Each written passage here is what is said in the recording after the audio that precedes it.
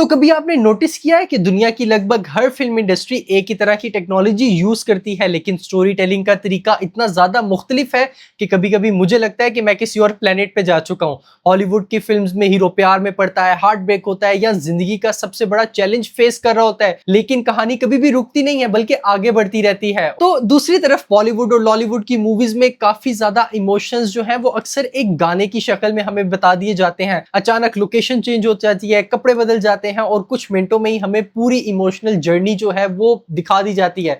पता चल जाता है कि ये हीरो और हीरोइन जो है ये प्यार के अंदर पड़ चुके हैं, लेकिन हमने कभी भी एक मिनट के लिए रुककर ऐसा नहीं सोचा कि आखिर ऐसा क्यों है। गाने अगर कहानी को रोक देते हैं या टेम्पो बिगाड़ देते हैं, तो हमारी जो साउथ एशिया की सिनेमा इंडस्ट्री है उसने गानों को अपनी पहचान क्यों बना लिया है, या फिर अगर गाने इतना ज्यादा पावरफुल टूल है स्टोरी टेलिंग का, तो हॉलीवुड ने उन्हें अपनी मेन स्ट्रीम की जो फिल्म्स हैं उनसे तकरीबन निकाल क्यों दिया है। आज इस सवाल का जवाब हम ढूंढने की कोशिश करेंगे कि जब सिनेमा बिल्कुल स्टार्ट ताजा ताजा था, जैसे कि मेरा चैनल है, आज हम फिल्म्स को डायलॉग्स, बैकग्राउंड स्कोर और साउंड इफेक्ट के साथ देखते हैं, लेकिन कभी सिनेमा जो था वो बिल्कुल खामोश होता था, बिल्कुल शांत होता था।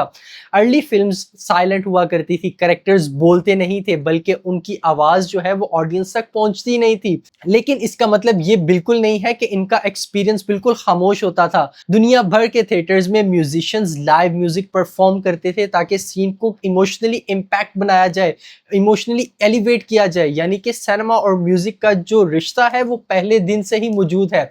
तो जब 1920s के अंदर आखिर में साउंड टेक्नोलॉजी काफी ज्यादा इवॉल्व हो गई, एक्टर स्क्रीन पर बोलना शुरू किया और गाना गाना शुरू हुए, तो हमें फिल्म इंडस्ट्री के पास एक नया मौका था। अब ये सवाल था कि म्यूजिक और सिनेमा का जो एक परमानेंट हिस्सा बन चुका है उसको एक अलग चीज रहने दिया जाए या फिर इंटीग्रेट कर लिया जाए।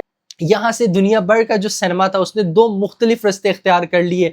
हॉलीवुड ने सॉन्ग्स को एक स्पेसिफिक जॉनरा यानी कि म्यूजिकल्स तक महदूद कर दिया और धीरे धीरे म्यूजिक इंडस्ट्री जो है वो फिल्म से अलग होकर खड़ी होना शुरू हो गई। लोग गाने सुनने के लिए एल्बम्स खरीदना शुरू हो गए, रेडियो सुनते थे, बाद में स्ट्रीमिंग प्लेटफॉर्म्स जो हैं वो उनको इस्तेमाल करना शुरू कर दिया और सिनेमा का जो फोकस था वो कहानी के ऊपर शिफ्ट हो गया। लेकिन साउथ एशिया में बिल्कुल ऐसा नहीं था, बल्कि बिल्कुल इससे उल्ट था। इंडिया और पाकिस्तान जैसी कंट्रीज ने सॉन्ग्स को सिनेमा से बिल्कुल अलग नहीं बनाया बल्कि उसको कहानी का हिस्सा बना लिया। ये फैसला किसी एक एग्जीक्यूटिव स्टूडियो या फिर कॉन्फ्रेंस रूम में कभी हुआ ही नहीं, बल्कि इसकी बुनियाद हमारी कल्चरल हिस्ट्री के अंदर मौजूद है। साउथ एशिया की जो स्टोरी टेलिंग है वो सदियों से म्यूजिक के साथ जुड़ी हुई है। हमारे लोकगीत, कविताएं, स्टेज ड्रामाज, मुशाहिरे और थ्योरेटिकल ट्रेडिशंस और इन सारे इमोशंस के हिसाब स्टोरी टेलिंग को एक्सपीरियंस करते थे, जो कि म्यूजिक के जरिए था और म्यूजिक के जरिए लोग अपने आप को एक्सप्रेस करते थे।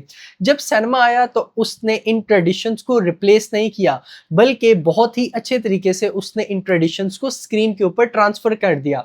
इसीलिए साउथ एशिया की जो ऑडियंस है उनके लिए गाने कभी भी मूवी से अलग नहीं होते या फिर एक डिफरेंट चीज नहीं होता। एक गाना एक मोहब्बत, जुदाई या फिर किसी गम को किसी तरीके से एक्सप्रेस कर सकता है, या फिर किसी के लिए शायद कोई ऐसा सीन हो जिसको वो देख के बहुत ज्यादा इमोशनली एलिवेट हो जाए।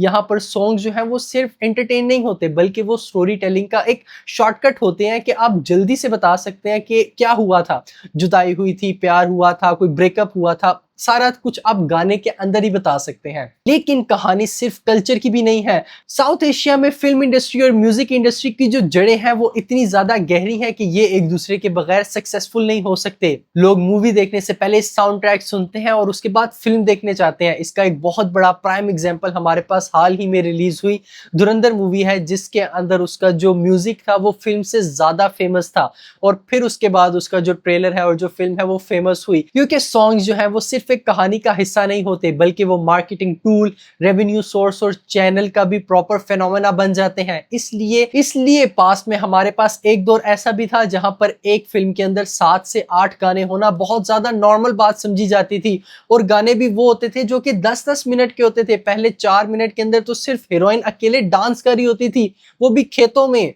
लेकिन इसका दूसरा पहलू ये भी है कि साउथ एशिया के अंदर जो सिनेमा के सपोर्टर्स हैं उनको सॉन्ग्स इमोशनली एम्पलीफाई करते हैं, ऑडियंस के साथ एक गहरा कनेक्शन बिल्ड होता है। और इसके साथ बात जो है, और इस बात में काफी ज्यादा सच्चाई भी है कि लोग अक्सर पूरी फिल्म देखने जाते ही सिर्फ इस वजह से हैं कि उनको उसका वो एक साउंड ट्रैक पसंद आया था। तो ये तो हो गई साउथ एशिया की बात, लेकिन अगर हम हॉलीवुड की तरफ जाएं तो हॉलीवुड की जो अप्रोच है उसके भी अपने ज्यादा फायदे हैं और अपने ही नुकसानात। वहां की जो स्टोरी टेलिंग है वो ज्यादा फोकस्ड और ज्यादा रियलिस्टिक महसूस होती है, क्योंकि ऑडियंस को एक कहानी के अंदर रखा जाता है, उनको एक प्रॉपर इमर्सिव एक्सपीरियंस प्रोवाइड किया जाता है।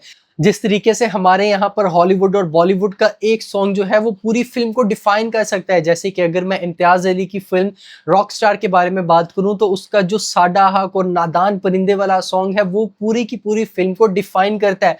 आज भी अगर उसके बारे में बात होती है तो इन दो गानों के बारे में जरूर से बात होती है, क्योंकि ये दो गाने जो है ये पूरी फिल्म को रिप्रेजेंट करते हैं, पूरी फिल्म का जो सांचा है उसको बहुत अच्छे तरीके से क्रिएट करते हैं। आज सबसे इंटरेस्टिंग बात यह है कि ये दोनों ही सिस्टम काफी ज्यादा बदल रहे हैं। जो एक्सपेक्टेशन है कंटेंट को लेकर वो काफी ज्यादा कंटेंट को ट्रांसफॉर्म कर रही है। आज इंडिया या पाकिस्तान का व्यूवर सिर्फ लोकल फिल्म्स नहीं देखता, बल्कि वो Hollywood, Korean dramas, Turkish series, उसके अलावा जापानीज एनिमे, ये सारी चीजें भी कंज्यूम करता है। इस एक्सपोजर ने स्टोरी टेलिंग के जो स्टैंडर्ड्स हैं उसको और भी ज्यादा इन्फ्लुएंस किया है। इसलिए मॉडर्न बॉलीवुड और लॉलीवुड में गाने कम होते जा रहे हैं और कहीं ना कहीं फोकस जो है वो बढ़ाया जा रहा है, ताकि So it's up to you guys and you can let me know in the comments below कि आप मूवी सॉन्ग्स के साथ देखना पसंद करते हैं या फिर सॉन्ग्स के बगैर, या फिर कौन से ऐसे सॉन्ग्स हैं जो आपकी लाइफ के अंदर बहुत ज्यादा सिग्निफिकेंट पार्ट होल्ड करते हैं। Do let me know your thoughts in the comments below and I'll see you in the next one. Thank you.